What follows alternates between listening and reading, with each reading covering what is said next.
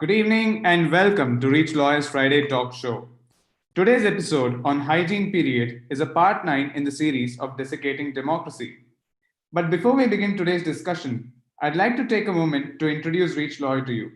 We are a network of lawyers concerned about the rule of law, constitutional morality, and the future of this country. Simply put, ReachLawyer is a legal training and support initiative for civil rights movements, social activists, and individuals to empower them with their legal knowledge. While the core of our activity revolves around our work with legal fraternity, we also undertake various other initiatives to further legal awareness, social legal advocacy, and more significantly, to collaborate with various human rights groups and grassroots organizations. You can look us up at www.reachlawyer.org to know more about us. Menstruation is something that all of us need to know. Patriarchy, gender insensitivity over the centuries have made life for women in India miserable. She is treated worse than chattel. Menstruation is said to be dirty. Every girl is taught how dirty she is. What is menstruation? We request you to watch this short video and then listen to the expert guest, Ms. Urmila Janam.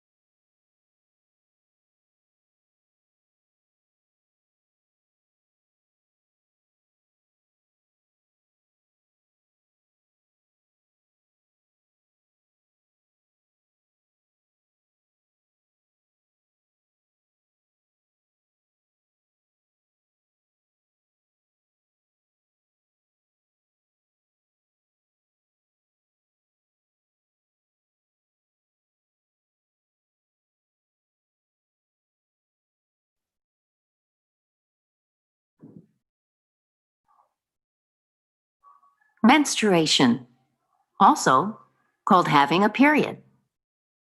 As girls get older and their bodies change, they get their periods. The uterus is the part inside the body where a baby grows when a woman is pregnant. The inner lining of the uterus supports and nourishes the developing baby. If there is no baby, the lining is shed during her period. During a period, blood and other tissue from the uterus leave the body through the vagina. A period can last from a few days to about a week. You may have heard doctors talk about the menstrual cycle. This is the time from one period to another, usually about 28 days. Day 1 of the menstrual cycle is the first day of a period. The uterus starts to shed its lining. As soon as the period ends, the uterus prepares again to receive a fertilized egg. Eggs are released from a woman's ovaries. Eggs are super tiny, 1/10 the size of a poppy seed. Women have 2 ovaries, one on each side. The fallopian tubes lead from each ovary to the uterus. In the middle of the menstrual cycle, an ovary releases an egg. After ovulation, the egg travels down the fallopian tube. It takes a few days to complete the journey. Meanwhile, the lining of the uterus gradually gets thicker so it can support the development of a fertilized egg. If the egg gets fertilized, it will implant in the uterus and the woman is pregnant. If the egg is not fertilized, the woman is not pregnant and the egg will begin to dissolve. Because the woman is not pregnant, the lining of the uterus is not needed. A woman will have her monthly period, and the cycle begins again.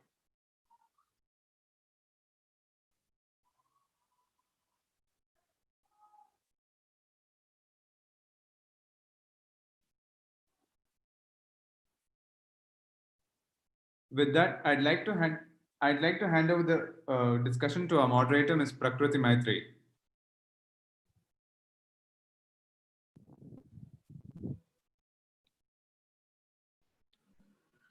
Good evening and welcome to ReachLawyer's Friday Talk Show. Today's episode, Hygiene and Period, is part 9 of the series on desiccating democracy. Through the course of this discussion, we will be addressing a topic that exposes the structural gendered inequality that our society is built upon. From being denied entry into temples to kitchens to schools, we are constantly hearing stories of women, and particularly young girls, being subjected to harassment and humiliation for something as normal as menstruating. And all of these practices can be traced to regressive cultural traditions that have deep rooted patriarchal biases. It's simple. Menstruation is a natural biological phenomenon that happens in many of our bodies. So, why is there such a culture of shame and silence constructed around this? Why are the experiences of menstruating women and others who menstruate socially and culturally crafted and colored with patriarchal notions that ultimately discourage women from raising their voices and discussing concerns related to menstruation at the household level, let alone at a community level? I feel the idea behind these Friday talk shows is to remind ourselves that equality is a basic and fundamental right in a democracy. And more importantly, it's to remind ourselves that this basic right is not the reality of many in our country, not yet at least. Keeping this in mind, women often lack the agency to address their concerns even within the household, and thus these issues rarely ever make it to the political agenda, and thus their right to menstrual health is violated. The policy level ignorance of the menstrual health of women, and almost always as a result of intentional avoidance, only undermines their human rights. This omittance may also owe itself to the fact that a large part of our policymakers are in fact people who do not menstruate. By not prioritizing menstrual health and focusing little or not at all on policy and programmatic support for managing menstruation, policymakers and administrators reinforce the patriarchal bias as well as further the vulnerabilities and challenges of those who do menstruate. And in a country like India, as with any other issue, these vulnerabilities and challenges are only magnified when barriers like caste and class come into the picture and further deny women access to menstrual health management facilities. Particularly during this pandemic, when access to proper food and nutrition was not a reality for many, access to proper menstrual health and hygiene products could only be a distant dream. Production and distribution of sanitary pads was stopped to slow down significantly, particularly by small and mid sized production companies. In fact, sanitary pads were included as essential items eligible for supply and chain operations only on 30th March 2020, which was a few days after the lockdown began, leading to the stock out of products in some locations, particularly remote ones. The plight of female migrant workers walking back to their village on their period is a nightmare we can't even begin to imagine. Speaking of the lack of access to sanitary napkins and adequate facilities, recent awareness drives and maybe even some mainstream documentaries and films have spoken at length about the importance of access to sanitary napkins.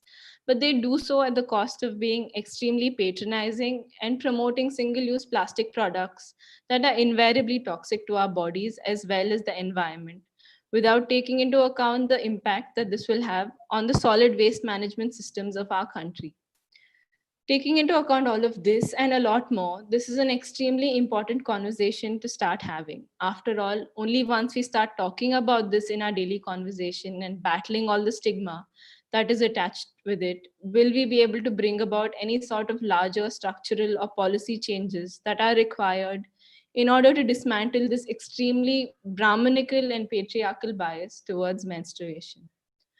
To discuss this today, we have eminent people in the field of fighting for justice and bringing about policy changes in the field of women's rights. First, we have with us Advocate B.T. Venkatesh, who is a senior lawyer, human rights activist, and former state public prosecutor, and the founder of ReachLawyer.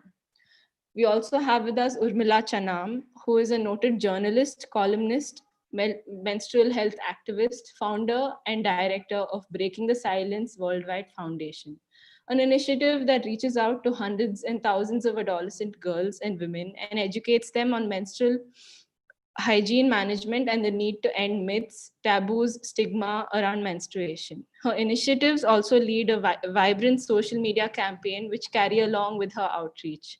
She's someone who has done immense work in this field, and it's an absolute honor to be in conversation with her. I now invite Mr. B.T. Venkatesh to come and say a few words.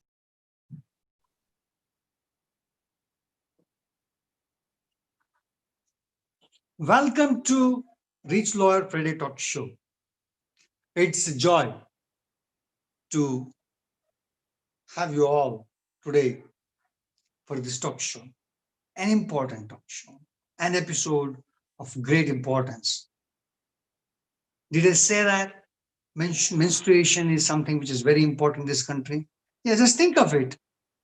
One of the largest populations of menstruating women are in India and the world. We are the largest menstruating population. When you're talking of menstruating population, we are the largest in the world, given the age of average Indian, given the population of average, the population of this particular country. And given that kind of situation, is this not something which is very important for us? We don't give much importance to. That's one of the biggest challenges that we have. We have this as a challenge because most of us consider it as something dirty. Someone who is menstruating is supposed to be outside. Someone who is menstruating not allowed to meet people, see people, be at home. There's so many varieties of stigma that is associated with it. Why? In fact, the earlier speakers, the moderator and also the host has very specifically spoken on this kind of situation in this country. Now, menstrual health is an important issue. People are dying. Women are getting infected. Anemia. You name the issues which is associated with menstruation. We, the country which has 50% population as women, a large number of them menstruating, we have little or no respect for them. Zero. Whether it's culturally, whether it's in religious constructs, you look from any construct, menstruation. In fact, you're looking into some of the statements, menstruating women are dirty. They are not supposed to be into the temple. They are not supposed to do X, Y, Z. They are not supposed to cook. In fact, one statement which you heard get is something which is a shocker. Now, this is something which requires addressing. It's a necessity. It's a question of equality issues. It's a larger political issue. It's an issue which affects rights of women to be treated normal. Menstruation is as normal as anything which we have in the body. It's human condition. And how come it becomes so dirty in our construct? Where this notion comes from? Why this notion comes from? What exactly are the consequences of it? And how it is affecting our systems? How it's affecting our health, mental, physical health of women in this country? Such large numbers. Can you imagine 650 million women, 600 plus million women are in this country, and most of them are menstruating. Now, this is the number which baffles anyone. We are virtually double the menstruating women, are almost double the entire population of the United States of America. Can you imagine that? That's the kind of population that we have. And that's the large magnitude of the issue, the challenge that's being faced.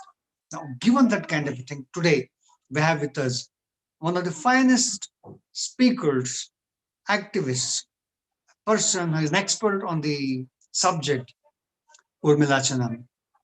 Urmila Chanam is a well-known journalist, a columnist, and she is also a menstrual health activist.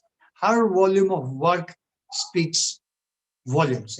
She has been known across the globe, and the umpteen number of international seminars she has participated, the number of countries and governments and institutions she advises, be it Nigeria, be it Myanmar, be it India, be it anywhere else, great number of countries she has been advising.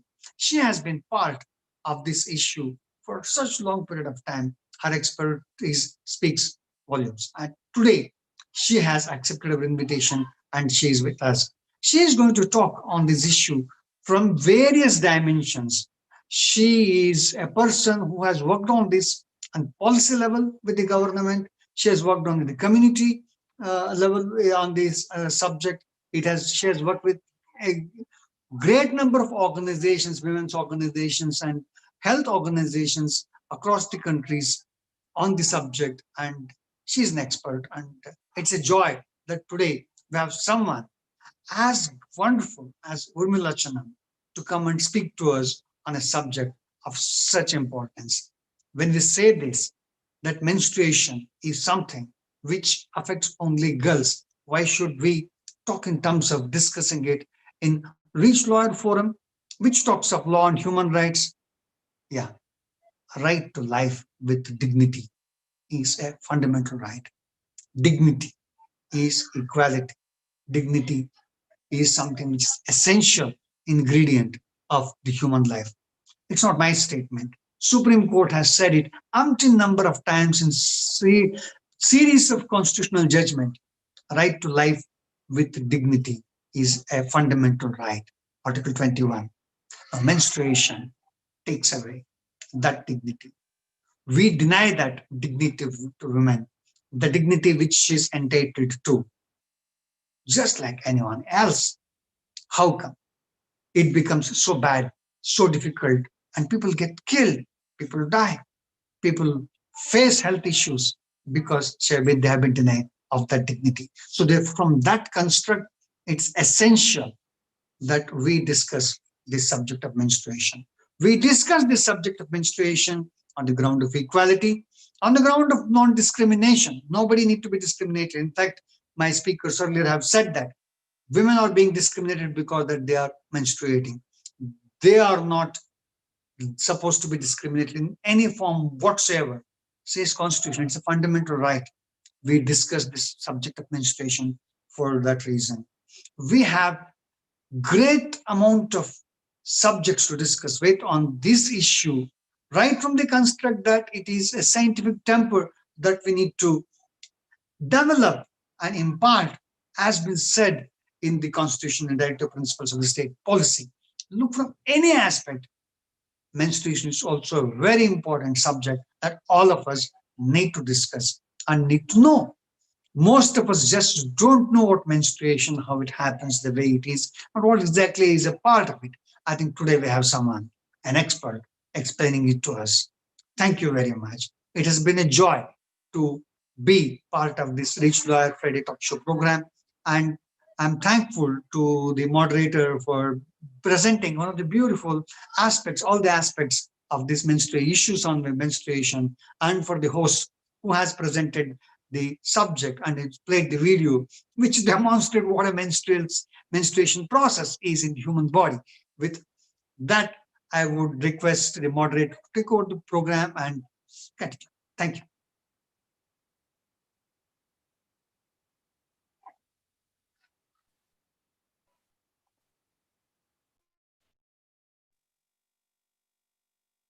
Okay, without further ado, I now invite Urmila Chanam to make her presentation.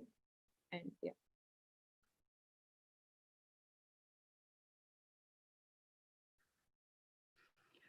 Good evening, everyone, to all our viewers. A big thank you to ReachLawyer, to Sir V.T. Venkatesh, who is very dear to the Northeast community living in Bengaluru, and to my moderator, Prakriti, and those who are watching the show. It's a great honor for me to be using this platform to talk about menstrual hygiene management and structural inequality, which is the root cause of why a natural biological phenomenon as menstruation would have a crisis, would have a problem so big that even the government of India, the international agencies and UN are involved in it, and it is still in a state of crisis. When I talk about first defining what is the dimension of the problem statement, I just want to share with you that all these observations that I share with you come from my work in the grassroots. I'm a field worker. I implement all my programs myself individually with my team. So this is a first-hand experience from all the trainings I've conducted and 18,300 people which have been trained. And the second, source of information is from UN reports, international reports, and Government of India policies and data. So this is not hearsay that we are going to be discussing, but documented, reliable facts that we can use for future reference for advocacy as well. When we talk about menstruation and the problem of menstruation, the most urgent, the most difficult to deal with, but something which is escaping the eye of the civil society or even the government intervention is the culture of silence, the culture of shame, stigma, the social taboos which are nestled in deep into our culture and tradition, even religion. They are so deeply embedded into our everyday lives that there are very few people who want to accept, acknowledge that these problems exist. The culture of silence is so much that even a mother does not tell her daughter of menstruation. In fact, when a young girl enters into puberty, and menstruation is not a very easy physiology like any other physiology that you have. It comes with cramps, it comes with a fluid, a body fluid, which is red and therefore staining. And you need care and material for it.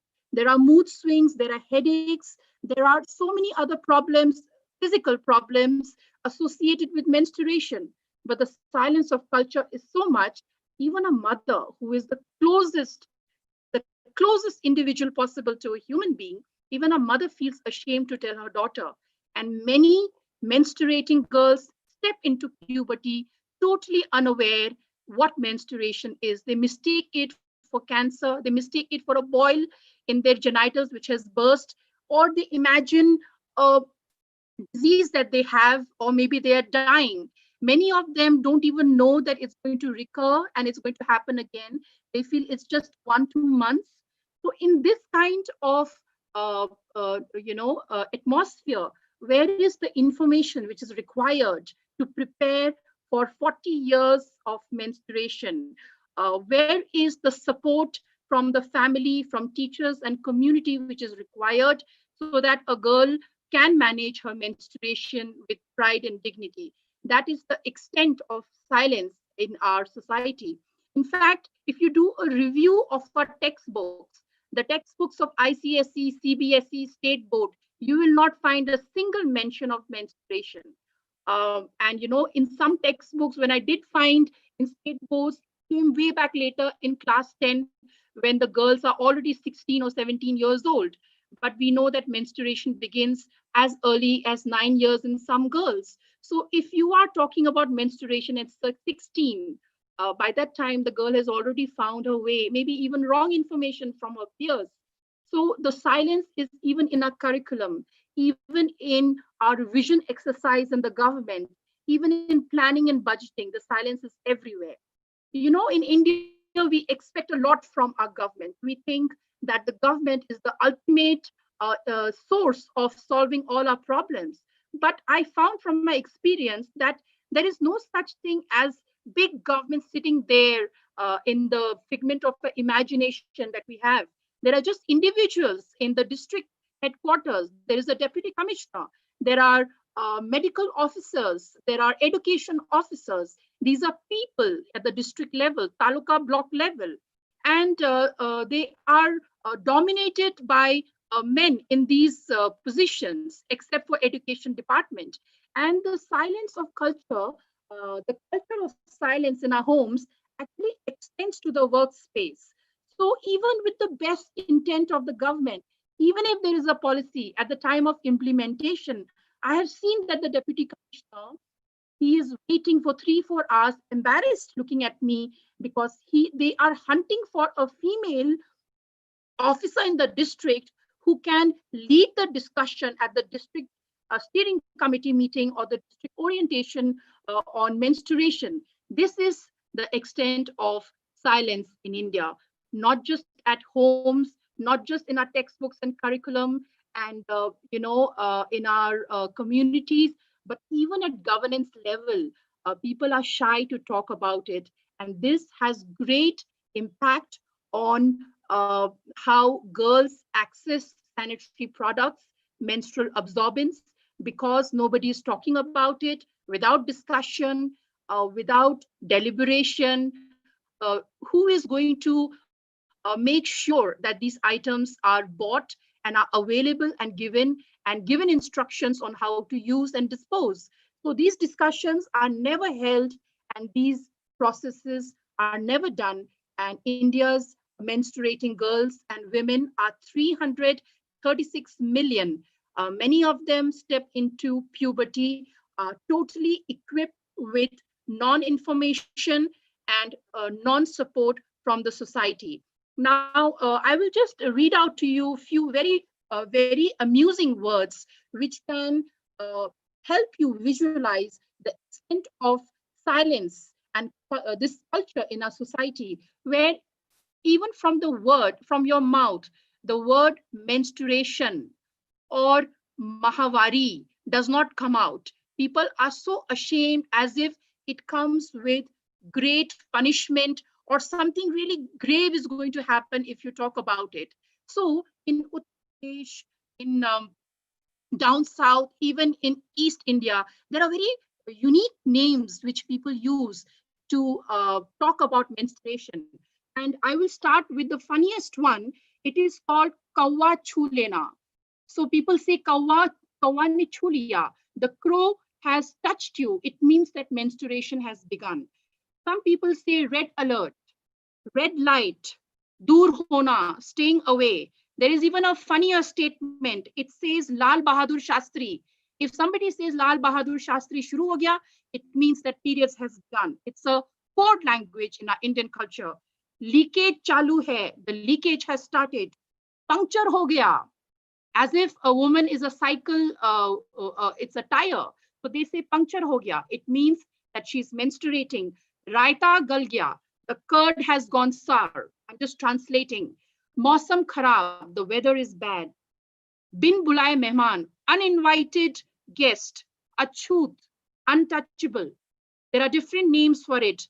There is date. There is lal jhandi, red flag. And in my community in Manipur, it is called amangba, means impure, untouchable. So that is the extent of the silence of menstruation. And this is the culture where it completely disrespects the biological phenomenon, which actually is an indicator of vitality of a girl and a woman's health, and that is our culture. And within the same culture, we have very strict social taboos. Taboos are nothing but restrictions on your mobility, on your food. And these taboos are actually, if you really study, they are grave human rights violations. And the reason why these taboos are not being really addressed and they're not really being looked as human rights violations is because women themselves who are bearing the brunt, they're not raising their voice. Now, when a girl menstruates, there is taboo on her mobility. Do not talk to a boy or a man of opposite gender. Do not eat sour food. Do not touch the pickle. Do not touch water. Do not touch any family member or any utensil in the house. Do not touch water. Do not touch the temple. Do not go to the temple. Do not go to any auspicious occasion like somebody's birthday, the birth of a child, or name giving ceremony, somebody's marriage, any happy event. A menstruating girl is seen as a bad omen. That is the extent of taboo. So these taboos exist, and women feel that it is, many women, they are reluctant to even challenge it. There is also a problem of denial. Many people say that, it doesn't happen everywhere. So what's the problem? We have been going on for so long. So what is the problem in it? The problem is when these taboos and these silence, this myth and misconceptions exist, what gets compromised is information, correct information given to girls and women so that they can prepare for their menstruation. What gets compromised is the planning which goes to procure and make sure that menstrual absorbents are available to them. What gets compromised is functional toilets for girls to use during menstruation. That is also compromised. And also, even at household level, enough amenity is not made how to throw these used and soiled menstrual products in a correct manner. Everything gets compromised, and the girl faces this important physiology of 40 years all on her own. I would like to discuss the human right violations which actually happens. Now, the human rights, we have different human rights. There are 30 set of human rights, out of which at least 6 human rights are grossly violated in India because of these menstrual stigma and taboos. There is the case in Uttar Pradesh in March 2007 in a residential government school called Kasturba Gandhi Residential Girls High School. There were 70 girls below 10 years of age. They were stripped by their warden. They were stripped by the warden for investigating that who among them has actually is the reason why there are blood spots in the toilet. And when all the girls refused to speak up, imagine their plight away from their parents with a hostile warden, and you're being stripped only because there are a few drops of blood in the bathroom. And the warden said that I'm going to beat all of you if you don't tell who among you has littered the bathroom with your menstrual blood. And if you don't have shame, then I don't have shame in treating you this way as well. Now, this is a human right violation of Article number 2, which says there is a prohibition of discrimination on the basis of sex. This is a gross violation of Article number 2. There was also another case in Tamil Nadu in November 2018, where a 14-year-old girl was killed when Cyclone Gaja hit Tamil Nadu. And, India is really, we have a characteristic nature that whenever there is a problem, women issues, which impact girls and women both, instead of taking cognizance of the issue, there is a parallel narrative which starts to deny that such a thing exists. So India has always denied that there are taboos and restrictions where girls are pushed out of their homes during menstruation and they are made to sleep in a hut outside the house. And these homes do not have a proper door, do not have toilets, do not have security like the main house. And many times they are alone on their own. They don't even have a kitchen there. So in this particular case, the 14-year-old girl actually died because of the cyclone. A coconut tree fell on the little hut in which she was sleeping outside her house, and that destruction caused her to die. And when this was documented by the media, Tamil Nadu government cannot deny that such a practice in Tamil Nadu exists. So this is a gross violation of human right, Article number 3, the right to life. We also have under the same article to the right to liberty and security. But do you know that in Maharashtra, in Andhra Pradesh, in Telangana, Odisha, Bihar, and Chhattisgarh, among two communities of Gonds and Madhyas, they have a system called Gaukar. Gaukar is a system where all the menstruating girls and women, they have to leave not only their homes, but they have to leave their villages and settlement, and they have to live at the verge of their village settlement where the forest begins in a small hut. And because the small hut is nobody's property, public property, nobody takes responsibility for the maintenance of the hut. There is no bed, there is no toilet. Since they are barred from cooking, there is no kitchen. So they rely on the food that their parents get for them. And there is no door. There was a study done by an NGO from Maharashtra. It's called Sparsh. And I was reading the findings of that study, and it was heartbreaking to look at the conditions under which the girls were staying there. The roof was leaking in rain, so there was rain. It was seeping inside, and they were crouched. There was no mattress. They were crouched on a bed sheet, and many times wild animals attack them. There have been many deaths where snake bites have killed girls.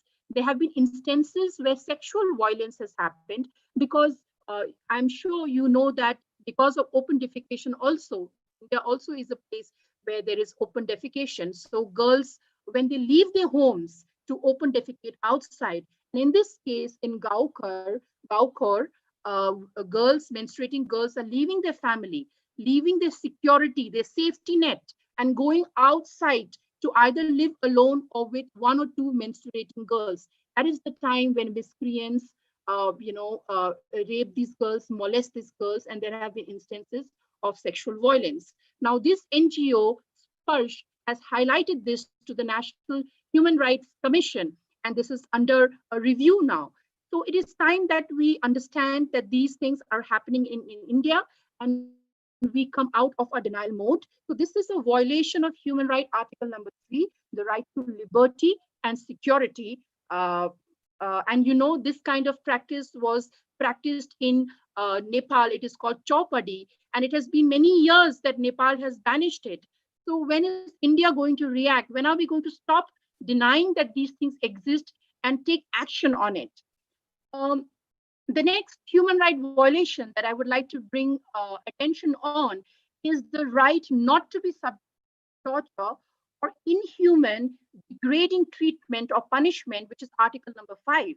But in Tamil Nadu, in 2018, a young girl, 14-year-old young girl, committed suicide after returning from school because when she started menstruating for the first time and she stained her uniform, the class teacher, who was a female, you have to remember, the class teacher was a female, she reprimanded the girl and humiliated her in front of the entire class. And this particular instant in the girl had her periods for the first time. So she must have been in a state of shock. She must not be even knowing about menstruation. And instead of being empathetic, she met with humiliation. The teacher ill-treated her by giving her the class dustbin, duster, dirty cloth for wiping the blackboard. And she humiliated the girl and told her that you use this because you're not prepared for it. And that was not all. The class teacher punished her and made the girl stand wearing that duster cloth in her underpants and made her stand for the entire day outside the class. And everybody made fun of her. And look, that girl over there, she made a fool of herself and stained her uniform. And imagine how humiliated that girl would be. At my age, I have become confident and I have less of consciousness. But when I first had my periods, when a girl is an adolescent, they're so shy. They're so shy that they don't even open their mouth to talk. And in that circumstance, this humiliation happened. This girl came home and she did not speak to anyone, and she committed suicide by hanging herself. And this is a violation of human rights, Article number 5. Um, we also have Article number 18, which gives us the right to practice our religion and our worship and observance. But in India, girls and women, especially in Hinduism, um, girls and women are not allowed to enter temples, to touch puja items, to do anything which has to do with worship. They are not allowed. And I want to bring into I actually want to discuss what is the origin of this impurity concept which has come into Hinduism. So it is in the Puranas, in the Purans, Lord, according to the Purans, the scriptures, Lord Indra, he killed a Brahmin, and he killed a Brahmin, which was one of the most heinous crimes in Hinduism.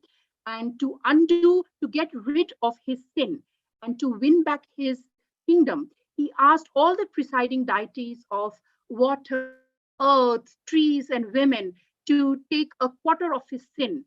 And everybody agreed to it. And that is how women took the sin of Lord Indra Indra, and menstruation was given to them. And Lord Indra promised them boons. Everyone who took his sin, they were promised boons. And women's boon in exchange for taking on the sin of Indra for killing a Brahmin were, enhanced sexual pleasure in comparison to man. That is what the Purans say. So, according to the scriptures, the menstrual cycle denotes the sin of having killed a Brahmin. And during those days of during those days of the period, a girl is considered impure. And for the same reason, she cannot see God, she cannot look at God, she cannot partake in any holy activities. And that was the foundation of impure, concept embedded in Hinduism. And even till today, like recently, in 2 years back, we saw the Sabrimala case. We saw the Sabrimala case, and it's not just Sabrimala in Kerala, but there are many temples Hindu temples, which do not allow menstruating girls to enter. In fact, even at homes, girls and women don't partake in any religious activity. But in Sabrimala, in 2018, UNESCO decided that, observed that it is really discriminatory and gave legal rights for girls and women to visit the temple. But this particular verdict, judgment, brought great, massive protests across Kerala and India, because the entire society felt that this is something which you should not do. This is completely unthinkable of. This is gross. This cannot be touched. Girls and women who tried to enter Sabrimala during that time when it was legalized, they were either they were attacked, or people really came against this particular movement. Now the status of the case is there have been so many review petitions that have been filed by people that Supreme Court has said that it is going to review its decision, which means that Sabrimala may get closed to menstruators again. Now, this comes as a great setback for those who have fought for women's rights, who have fought for human rights of women, and have debated about this, the injustice in this purity-impurity concept associated with menstruation. This particular aspect is a gross violation of human rights, article number 18. Last but not the least is Article 25 of human rights, which says the right to standard of living, adequate for health and well-being of himself and his family. So it involves housing, it involves food, etc., medical care, etc. So I want to bring to your notice a particular practice in Bageshwar district in Uttarakhand, where after menstruation, girls and women are made to sleep in cattle sheds, because Bageshwar is Dev Bhumi. It is considered Dev Bhumi, a very holy place as per the scriptures. So menstruating girls are considered impure, and if they go and spend the days in a cattle shed where Gau Mata is there is cow dung, cow urine, Gau Mata is there, that is going to purify her. That is the practice. And Bageshwar is very cold. Uttarakhand is very cold. Even in cold season, even in winter, with no proper windows, with no proper door, no bathroom, in that dirt. Imagine living with cows, there's cow dung everywhere, the stench, the hygiene factor, that dirt, the filth over there. Girls quietly endure this particular malpractice there, which is also extended to women after delivery. When they deliver, they stay in those cattle sheds with their infants. So in Western countries and in advanced societies, and even in metropolitan cities, here the government is harping for institutional delivery. But here in India, in rural India and in our culture, we are pushing our girls and women to stay in cattle sheds, in gaukars at the periphery of the village, in the forest where it is not safe. Why is that? It is because the rights of women are very minuscule, and women and girls are considered second-class citizens in our socio-cultural setup. So that is the first and the most urgent problem of menstruation in India. The second concern and area of deliberation is the access of sanitary pads and other products. There are many products in our market. There is the sanitary pad that we buy from supermarkets, the regular one that we know since childhood. They are made by commercially made by FMCG companies like Procter and Gamble, Johnson and Johnson, Stay Free, Whisper. All of them are called disposable sanitary pads, and majority of the products which are predominantly available are these sanitary pads. Then uh, the second product is the new product which has been introduced in the last few years. It is the eco-friendly and biodegradable variety of sanitary pads. They may be made of corn, they may be made of banana fiber, they may be made of any other organic material, but those kind of sanitary pads which are made by technology that when you throw them after use, they don't remain as plastic, but they decompose over time and they become compost. They are completely biodegradable. So that is called the biodegradable variety of sanitary pads. Now, these sanitary pads are available online, basically, on their websites, on Amazon, and they are expensive in comparison to the disposable sanitary pads. They're quite expensive. You will see them predominantly on social media. A lot of marketing happening around them. A lot of conversations, urban conversations, are happening around them, and the focus is on environment. The third type of variety of product is tampon, which is not an absorbent. I mean, it is not worn, but it is inserted. It is inserted inside the body, and because of which many girls and women in India have got apprehensions using it. The next variety is the menstrual cup. It looks just like a cup. I should have got a demonstration here. So it's just like a cup, and the plus part about this cup is one cup can be used for 10 years. So you're reducing sanitary waste volume. It is completely biodegradable and there is no leakage. And that is what is positioned for the cup. But the cup and the tampon, they face a lot of resistance among unmarried young girls and adolescent girls in India, even among married girls and young women, because people are worried about their virginity, honor, family honor, honor of a girl. This is something which is overhyped in our societies. And because of the fear of interruption with the insertion and their virginity. For some reason, cups and tampons have not really picked up at a great degree. Also because cups are available majorly online, and access by girls and women online to these products is very less. There is one product that I want to mention, is the old cloth that traditionally we all have been using.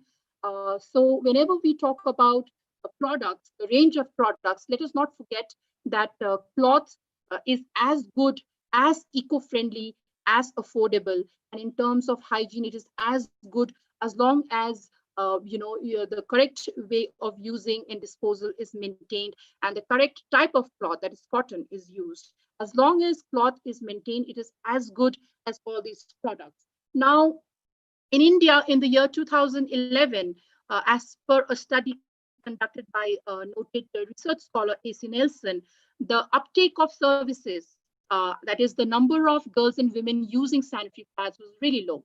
It was only 12%. But now, as per the National Family Health Survey data of 2015 to 2016, done by Government of India, the percentage of girls and women who are using sanitary pads or hygienic materials has risen to 36%.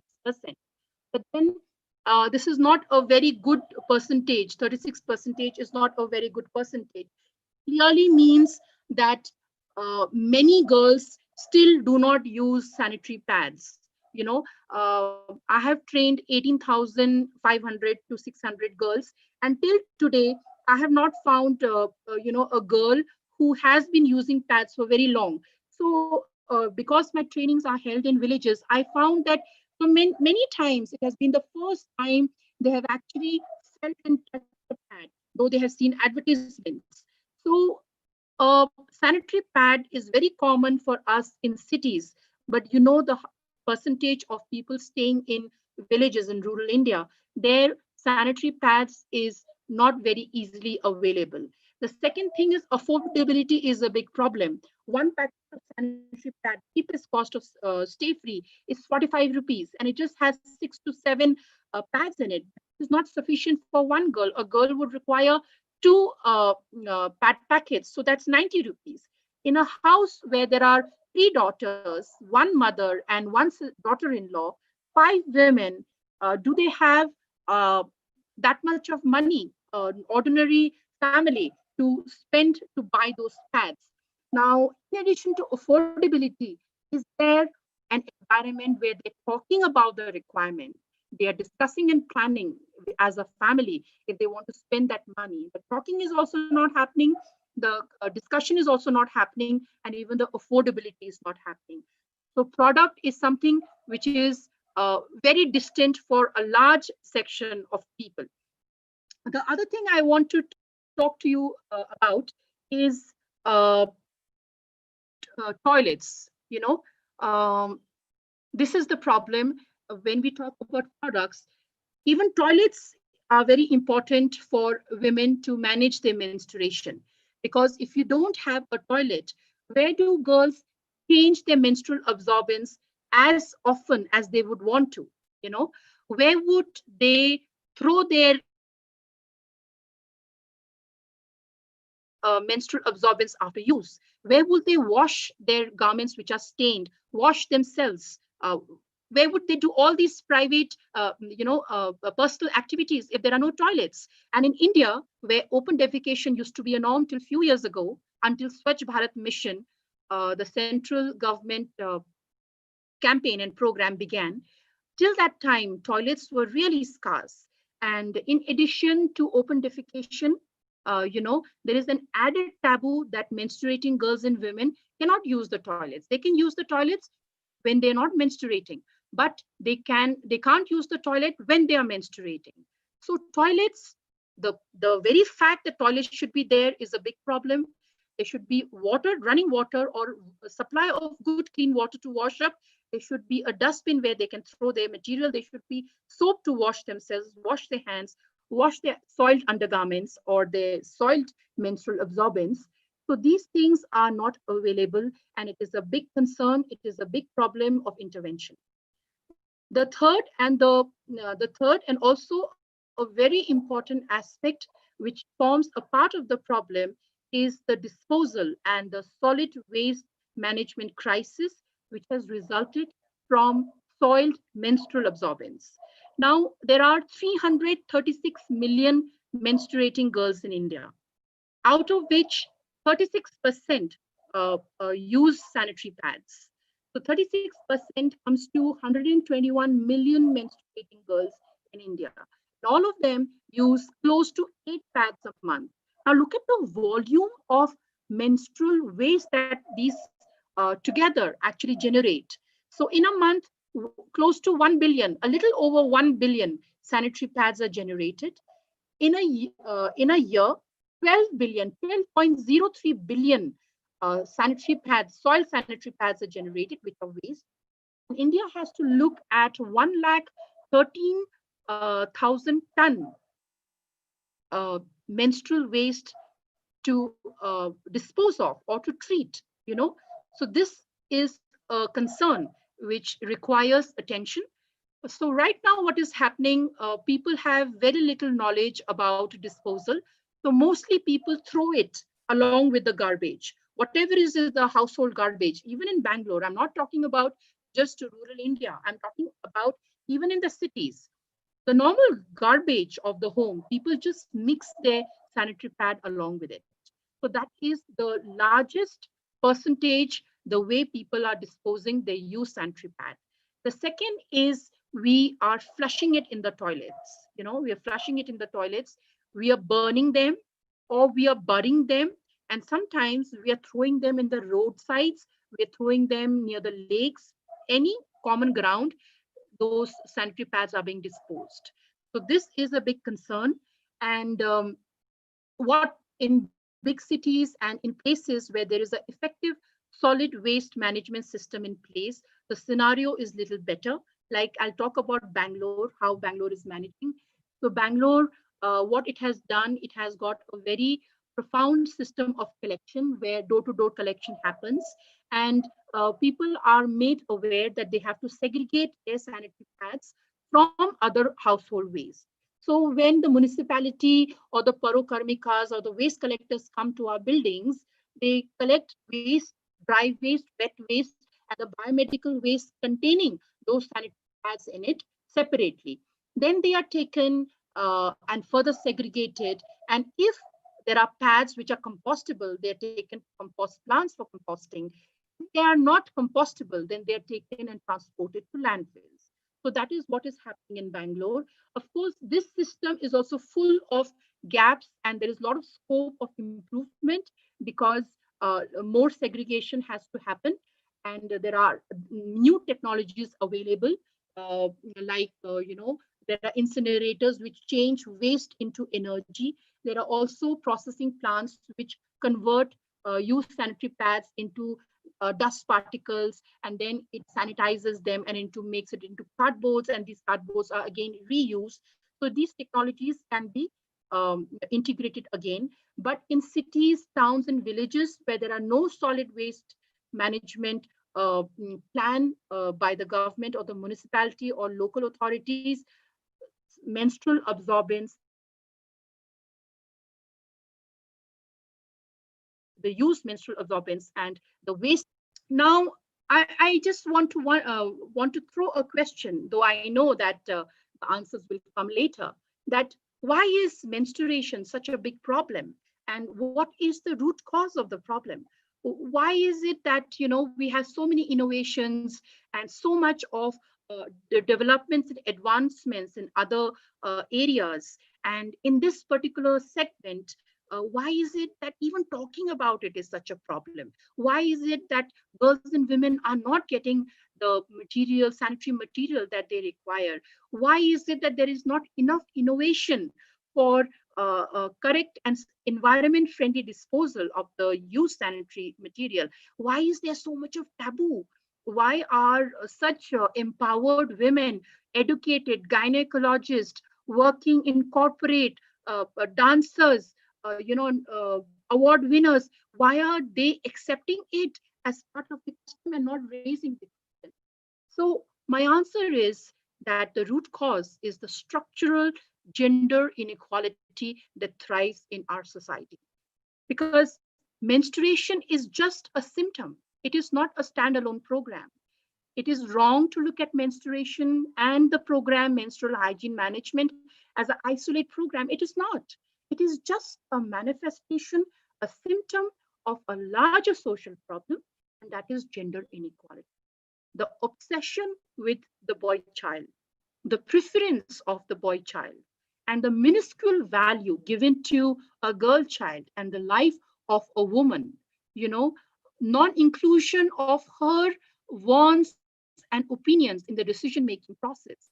Um, these are all the reasons why such a problem, which is so natural, so biological, has become so big that it's a crisis today. Now, I just want to delve more into what are the other manifestations of gender inequality. One of the manifestations is what we have been discussing for the past 1 hour, that is menstruation. But there are other manifestations, and we have to understand that environment very well so that we have the right approach to menstruation. This is the country where gender-based medical termination of pregnancies are high. Even if it is made illegal, sonography, ultrasound is made illegal, but a girl child is not preferred and they're eliminated in the womb. And if suppose they are born and they're not wanted, they're deserted. If they cannot be deserted, they are not given enough nutrition. So India has got a astounding number, astounding percentage of anemia. Adolescent girls, you know how many, I just want to read out to you the statistics. The number of girls who have anemia, who do not have iron, is 56%. Can you imagine? This is one of the highest in the world. And 64 million girls have anemia in India, and Maharashtra state leads it, where 85.4% of girls have anemia, and Andhra Pradesh 77, Tamil Nadu 58, Madhya Pradesh 52, Uttar Pradesh 56, Karnataka has 41%, Gujarat, Kerala, these have got different percentage of anemia. And why is their anemia? It's because the nutrition of the girl, what they are fed, the value of their health is so little that their nutritional deficiency is starkly visible. And now the government of India is even giving free uh, uh, iron tablets to girls in schools to fight this particular problem. But the underlying problem is for us to deal with. The value of a woman's life has to be much more than this. And then there are other cases. There is dowry, there is domestic violence, there is child marriage, there is rape, there is acid attack. Now, all these different women issues, they are not isolate. They belong from the same ecosphere where a girl's life is of no value. And when does a person's needs become less? I mean, when is it less important? When does a person's need become less important? When the person is less important in the eyes, in the hierarchy of the society. And this is what has happened. The needs of girls for menstrual hygiene, the need of girls to study, the need of girls to choose their own vocation, the need of girls to wear what they want, go where they want. Everything is curbed because of the gender. We have to understand this stark gender inequality.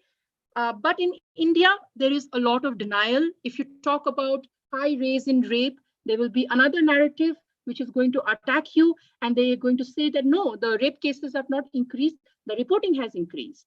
If you say the dowry cases have increased, domestic violence has increased, then they'll say no, no, no, they have not increased.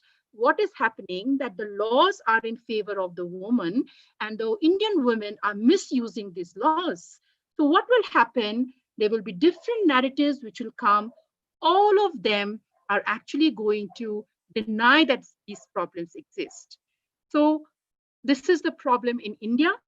And unless gender inequality is addressed, what is going to happen? If you don't address gender inequality, what is going to happen? The status of the woman is not going to change. The status of the woman is not going to change. The environment, the supportive environment that a girl is to live, where all her needs are going to be met, where she can thrive, that is never going to come.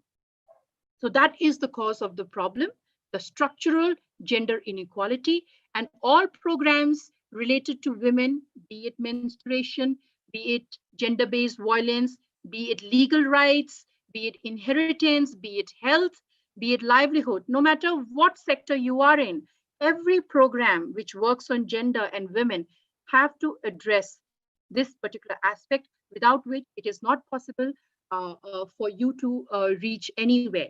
Now, the current situation in India, it's not that uh, the government of India is not doing anything. It's not that the civil society is not doing anything. No, a lot of things have happened since 2011, when the rural development, when the government of India, especially the drinking water and sanitation, they took an oath that they're going to work on menstrual hygiene and awareness and women empowerment. All of that began that time. But in all these programs, you will find one thing common is that the entire program, be it the government, be it the NGO sector, be it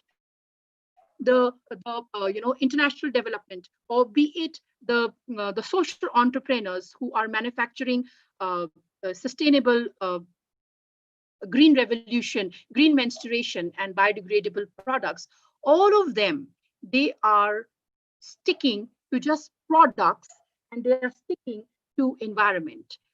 All of these agencies are not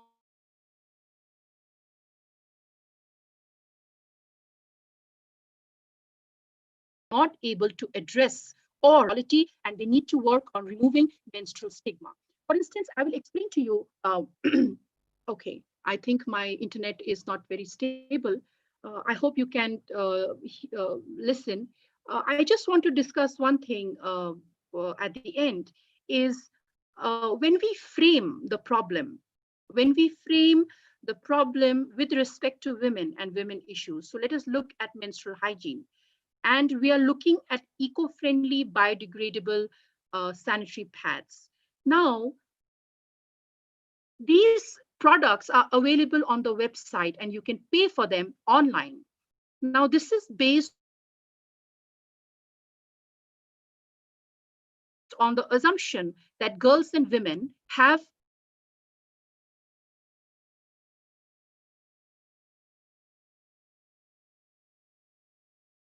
hello.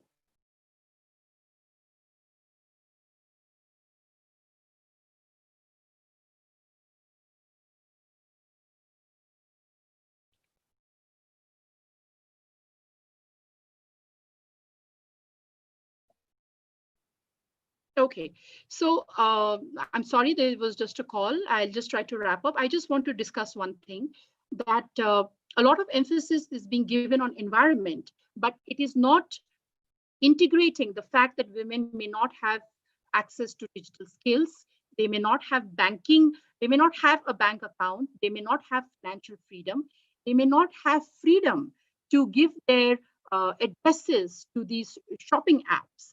So it is not integrating women's status into their products. So this is something that we really need to look at. We have to frame our problems from women's perspective and not from patriarchal.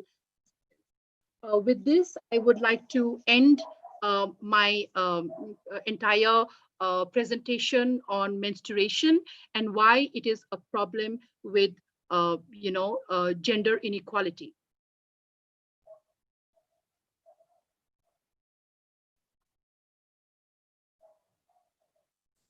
Thank you so much for that. That was really informative, and it really shows how much work you have done both at a policy level and on the ground level.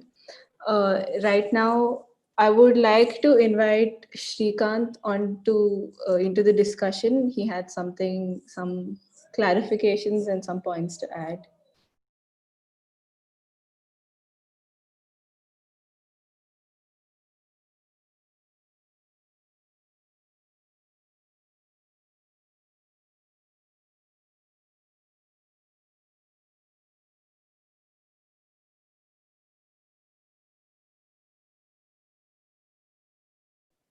Shrikant, you'll have to unmute yourself.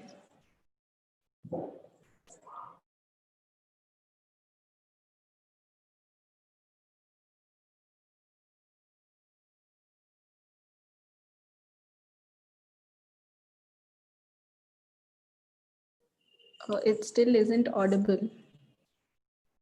Or maybe you can type out the question and I can just read it out.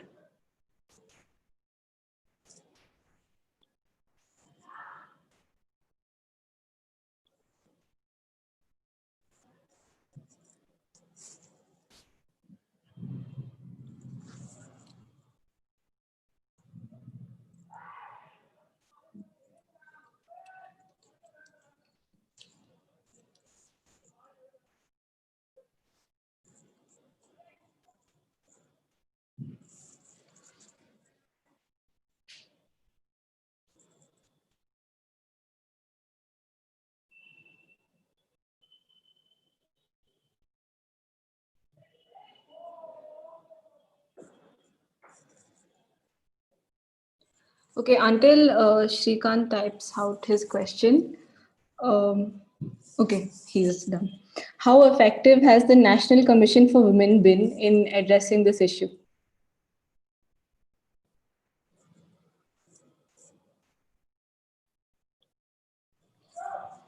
Thank you, Shrikant. A very pertinent question, very important question. And I would like to tell you that menstruation, unfortunately, does not fall into any particular department and ministry. That's the most unfortunate thing. And the National Commission of Women, to my knowledge, does not have any initiative or any milestone in my knowledge. Maybe I don't know about it, but I'm somebody who really likes to keep updated. So I don't know if there is any, but to my knowledge, there has been none. In fact, all the initiatives which have been taken on menstruation have been only from one department and ministry, that's drinking water and sanitation. And all the projects, all the policies come from that ministry. And other departments are health department, education department, and women and child department as well. But National Commission of Women, I don't know of anything that they have done on this subject. There is a big need, and I think they need to step in. I think the human rights advocates need to step in. I think it is it is destiny that I have come on this show with ReachLawyer, because this is an area where you all are very strong. There needs to be a law and policy which penalizes and bans menstrual stigma and isolation.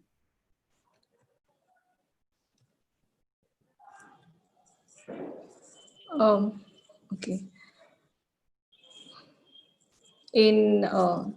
I think Shrikant has another question, but in the meantime, maybe something related to what you just said. Even I was wondering, I was curious, since during the lockdown we did see a rise in the cases of domestic violence, and there were helplines to help women. I don't know how effective they were, but they definitely were there. So I was wondering if there was some sort of helpline either from the government side or any other organizations that were available, or any statistics as well.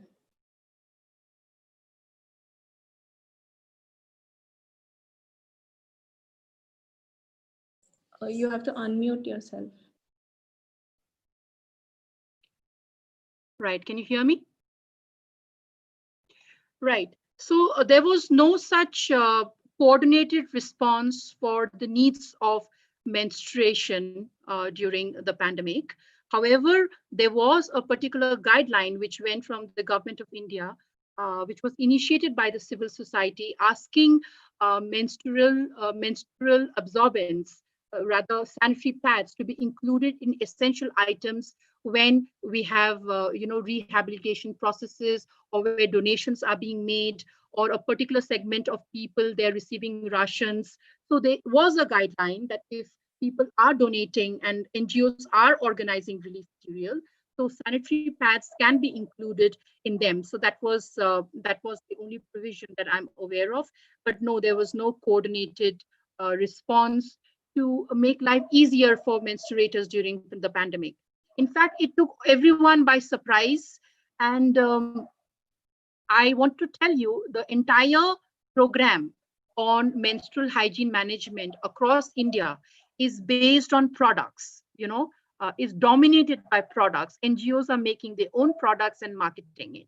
So we would have expected that when pandemic happened, all of them would have got, their resources pooled in together and would have organized that these products go to the needy. But that thing did not happen.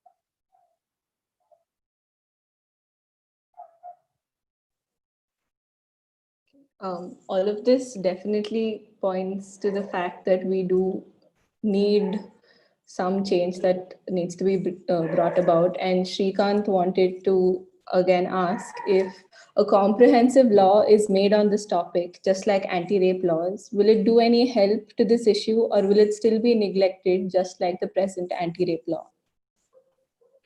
I think there is a law required, a policy which is required on menstrual hygiene management, because the existing three policies on menstrual hygiene management, they are with respect to only awareness. They only talk about that there has to be awareness built.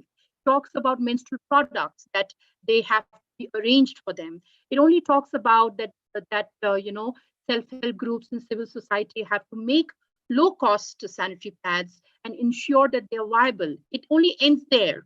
And it only talks about sanitation and why menstruating girls should have toilets. But it does not go beyond that.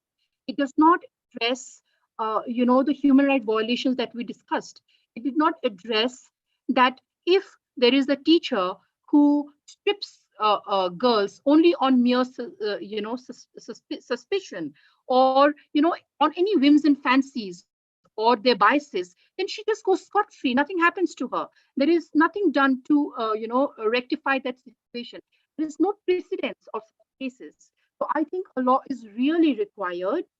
And it not that that the presence of a law like that acts as awareness also for many people who work in the sector.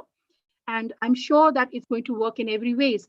And we can't look at it at the negative sides of it, that it won't work, because now what is there? When the pandemic came, there was no coordinated effort made at the national level. Everybody was on webinar. And this is the second webinar or online event that I've done this year, because I seriously don't believe on being only on online activities. But I saw during the pandemic everybody was doing webinars, and then very less work was being done on ground.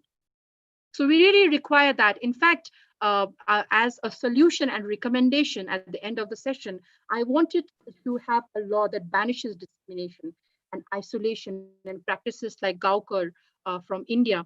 And also, we should have a law where sanitary pads and products are totally free of cost. Like Scotland recently has announced a scheme where it's going to be totally free of cost.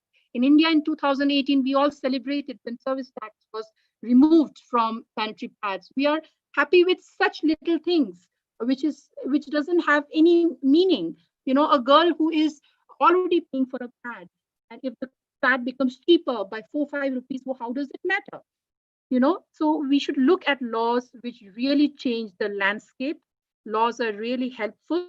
In addition to that, we should also have menstrual hygiene and gender inequality content in our curriculum, and we should make it mandatory that teachers teach them readily and happily, and are responsible for the development of the students in that aspect in their institutions.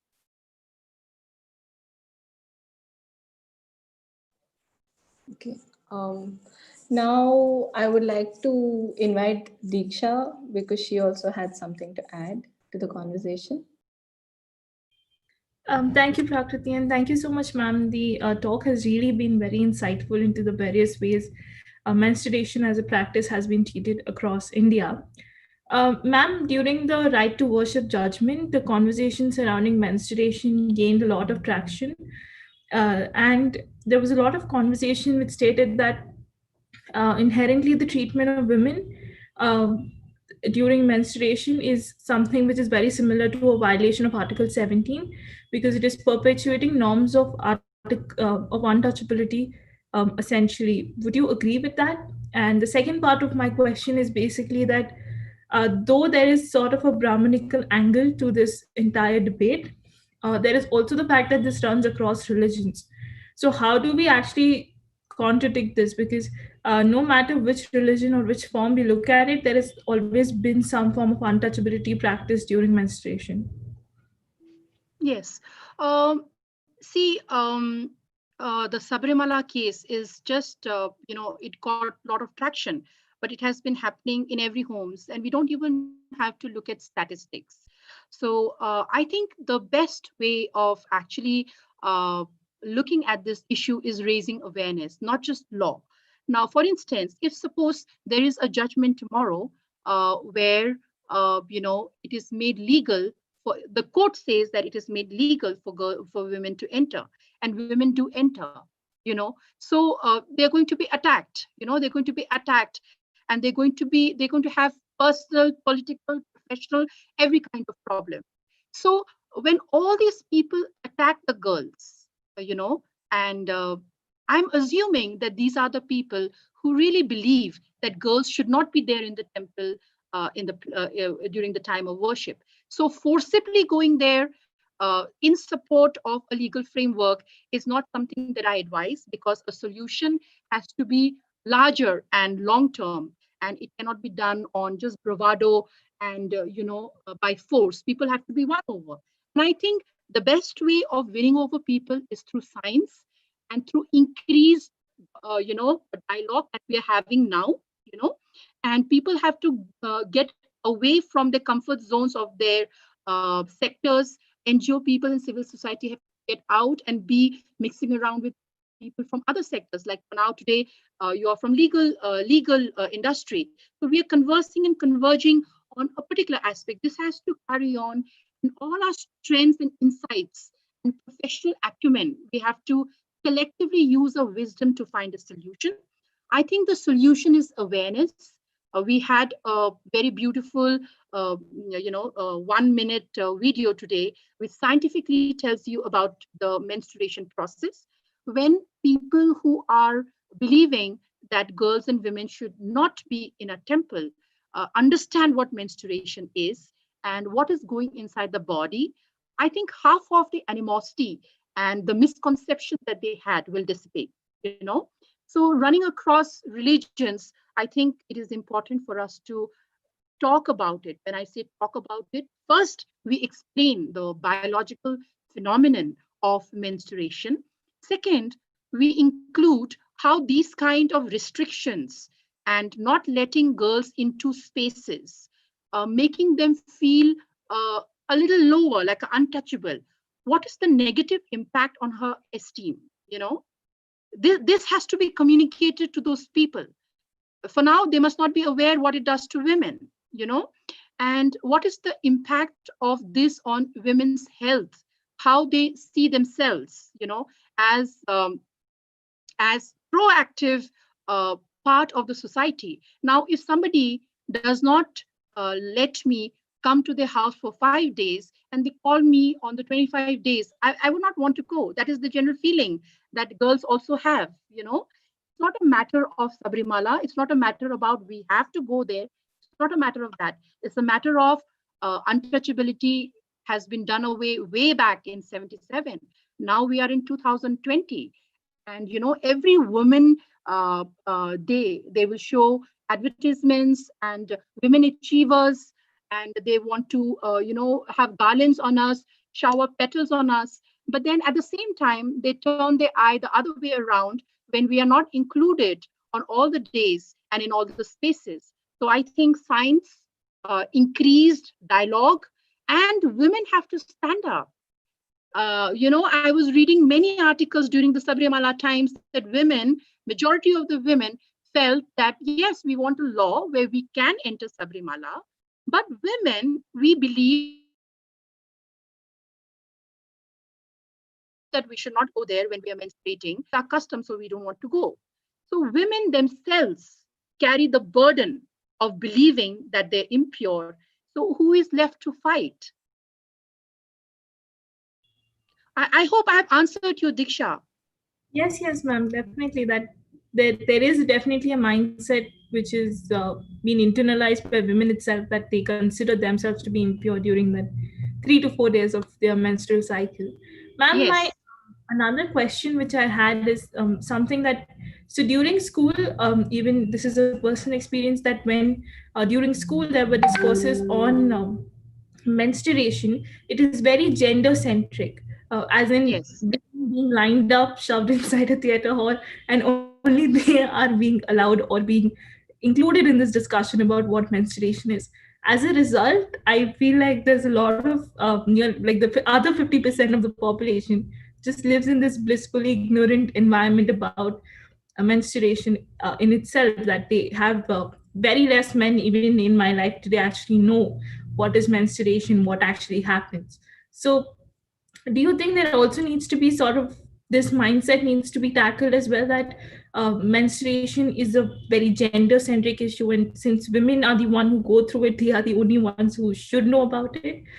Or like, do we have a more inclusive discussion on this? Yeah, Diksha, thank you so much for sharing that aspect. And it's so important.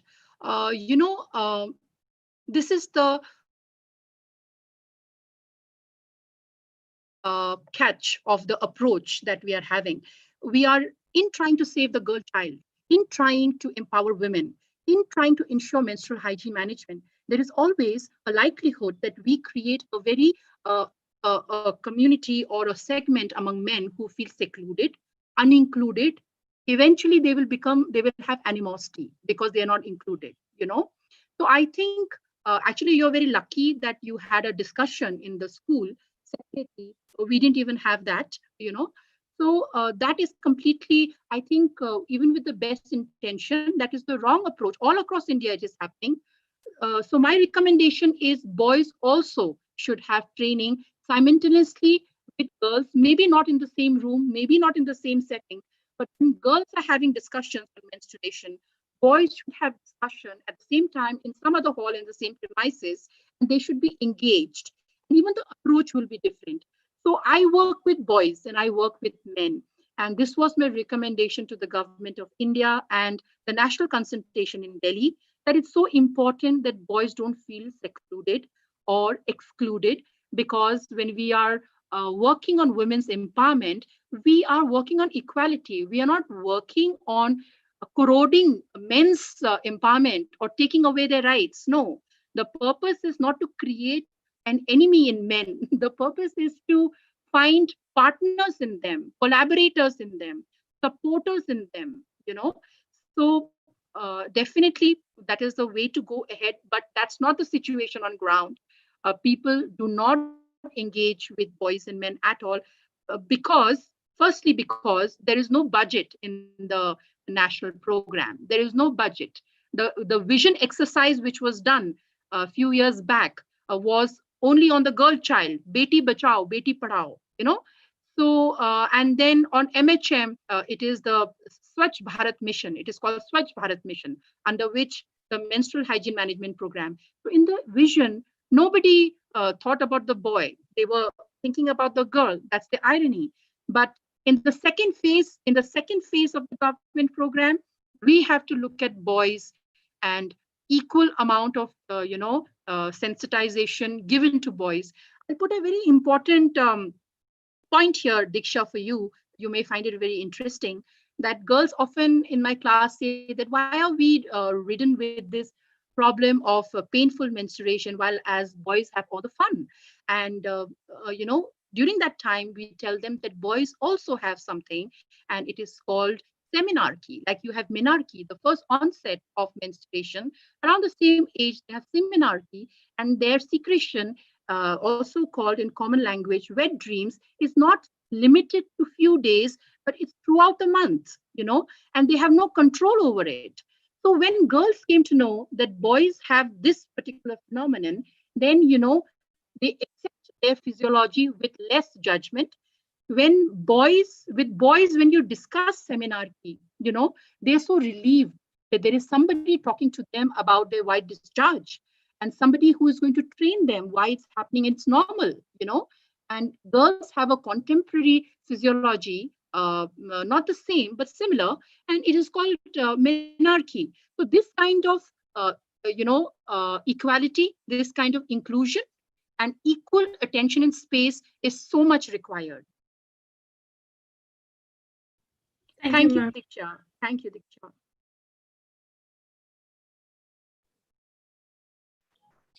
Diksha. Leading on from this point of the gender discussion on menstruation, it is definitely a gendered issue, but I just wanted to bring up one concern of mine, maybe something that I see in myself and most of us who have spoken over here. When we are having this conversation, it is women always, we speak of women as an exclusion, and it is a largely women related problem. But I think when it comes to trying to educate ourselves and expanding this conversation, uh, something concerning in our own vocabulary is the very trans exclusionary nature of our vocabulary, because it is a known fact that it is not just cisgendered women who do menstruate, and a lot of times when we're having this conversation, we can alienate a population of people who do menstruate and who do not identify themselves as women. So maybe there were recent some Twitter scandals that had happened about famous authors saying problematic things, and I don't know if this conversation has come to India yet, at least not that I have heard of. So I was wondering if on the ground are there any things related to this? Or is this a conversation we're yet to have? Thank you, Prakriti, for raising a issue which has not actually been really thought about in India so much, because the trans persons who do menstruate, maybe the magnitude of the problem has not really come into, or maybe I'm not aware of it. But I think when we talk about women, the stage at the conversations on gender and identities and inclusion, I think the way forward is to define women, is to redefine women. And it should include persons who identify themselves as women as well, you know.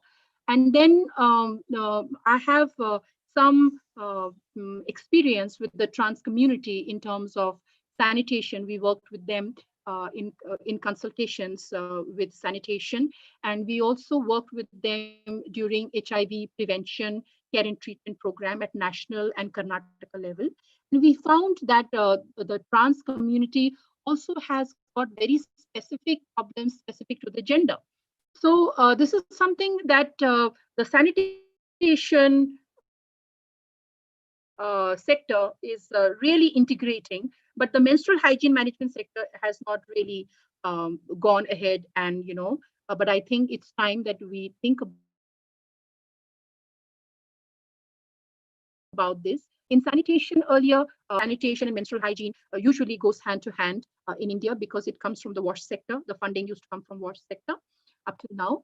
So initially in India, we were only focusing on building toilets and ensuring that people use toilets. Yes, people do build toilets in India and still they don't use these toilets. Even when the government gives them 12,000 grant and a blueprint free of cost to make these toilets, the remaining 50% they are supposed to contribute from the end. In spite of that, people don't use toilets. They like to defecate in the open, and they keep the toilets for the time when it is raining or when they get old and they can't go to the bush. So when this conversation was happening, the trans sanitation needs was integrated, and trans had a lot of problem. They, when they go to a man's toilet, they are pushed out from there. They're saying that you're not a man. Many times they are molested. When they go to a women's toilet, women scream and they tell on them because they are not women. So eventually the conversation was whether they should have a separate toilet for trans, or so that they can go there, or they should have a unisexual toilets where everyone else can go. So that was the conversation on sanitation. On menstruation, it is yet to happen, but I wish it will happen. And if I'm given any chance, if I'm given a chance at national consultation or through my platforms, I will definitely deliberate and try to work on that. Thank you, Prakriti.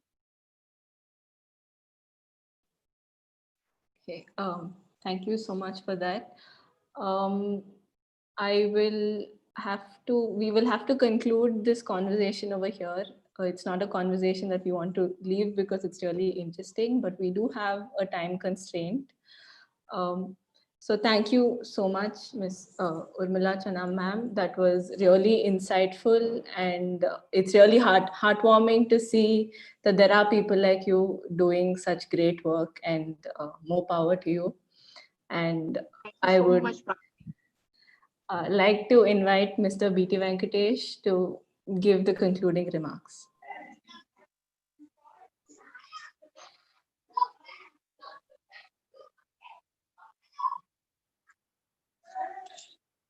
It was such a wonderful interaction.